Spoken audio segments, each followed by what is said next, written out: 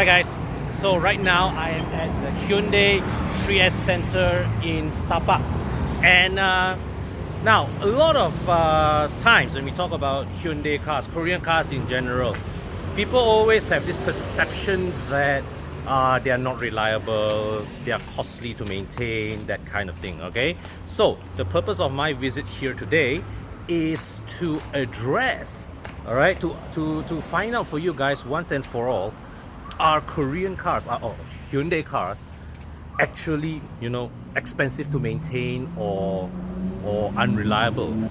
Now, actually, for the record, Hyundai cars are pretty reliable.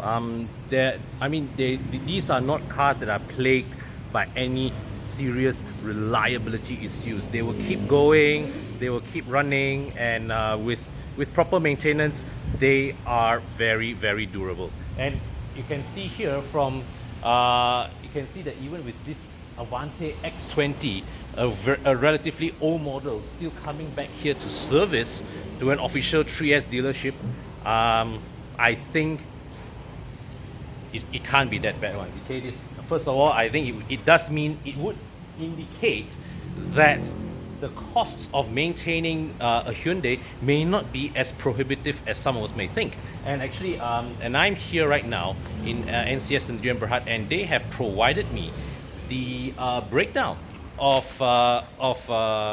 Hyundai servicing costs.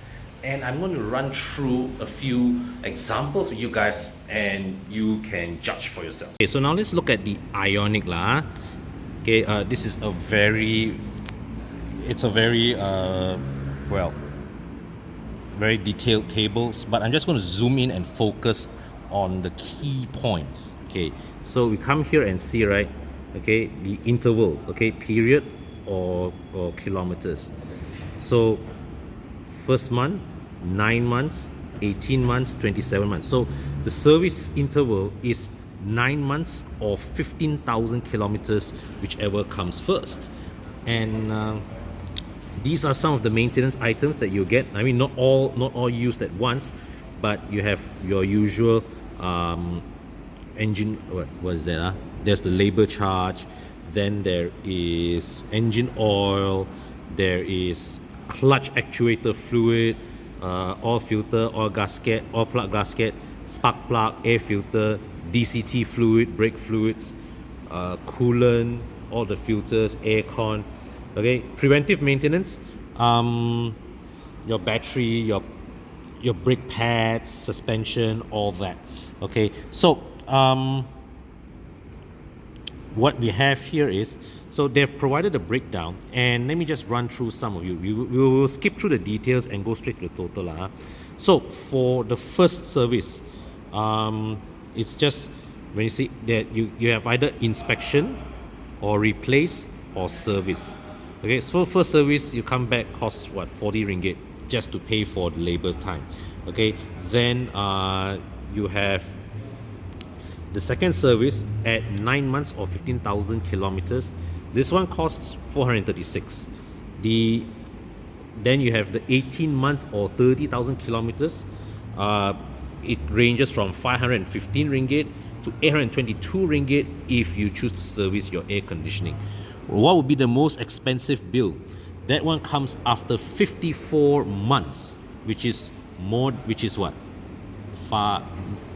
More than 4 years. Wait, right, what? 4.5 years or 90,000 kilometers. That is when you've really got a chunk of stuff to replace. All right, replace. Okay, it costs between 1,500 ringgit, or if you want to top up aircon service, 1,800 ringgit. So all in below 2,000. But still, most of the bills are 3-figure bills. So another example here, we will look at the Starex. Now the Starex, of course, you have a choice whether to maintain it with semi-synthetic or fully synthetic, but your bill ranges from what, 314 ringgit all the way, let's see the most expensive number, 1,436, and that arrives when at the 60,000 kilometer mark, or 3 years. And that's also if you choose fully synthetic. If you use semi-synthetic, it's 1,200 ringgit. And well, lastly, let's take another example. The Santa Fe, the petrol version of the Santa Fe. This one service intervals come at what, 6 months or 10,000 kilometers. So apparently, right now Hyundai has also started giving free service packages. Your first 6 services are free. Okay, but of course, if you want fully synthetic oil, you top up an extra 146 ringgit. Okay, in the case of the Santa Fe here.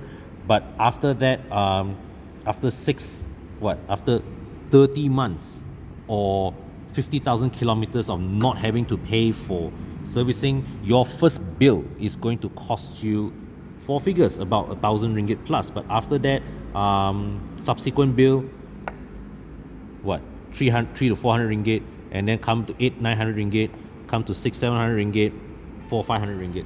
So here you have it, guys. Some servicing costs. Okay, this is actual official Hyundai servicing costing service menu that they've shown to the customers. And what do you guys think? Do you feel that is expensive?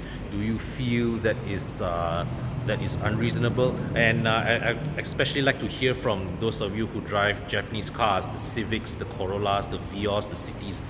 Chime in the comment section below. Let me know your thoughts. How do those numbers that I just shared compare to the maintenance cost of your cars?